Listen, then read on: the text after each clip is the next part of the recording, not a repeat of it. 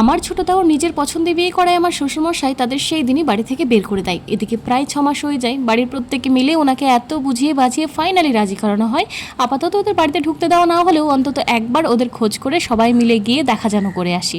শ্বশুরমশাইয়ের ভয়ে শাশুড়ি মা ছোট জেলের সাথে কথা না বললেও তাদের বন্ধুদের কাছে অ্যাড্রেস নিয়ে চুপ করে ফোন করে ছোট যাকে জানিয়ে দিই আগামীকাল সন্ধ্যা নাগাদ আমরা 7-8 জন ফ্যামিলি মেম্বার তোমার ভাড়া ঘরে যাব। ঘরটা গুছিয়ে রেখো, পারলে একটু জল খাবারের ব্যবস্থা করো, কেননা তোমার শ্বশুরমশাইও যাবেন। উনি রাগী মানুষ হলেও খেতে কিন্তু বড্ড ভালোবাসেন। আর হ্যাঁ, খবরদার কোনোভাবেই স্বীকার করো না যেন আমি আগেই খবর দিয়ে দিয়েছি, নইলে আমার ভাগ্যে কষ্ট আছে।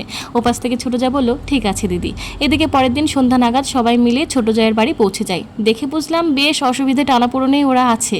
যেতে যেতেই ছোট জা শ্বশুরমশাইকে প্রণাম করে জল মিষ্টি দিতেই আমি ওকে হেল্প করার জন্য কিচেনে গেলাম। যেতেই, হেরাম এ কি করেছো বোন, তুমি পোলাও আর চিকেন কষা করেছো?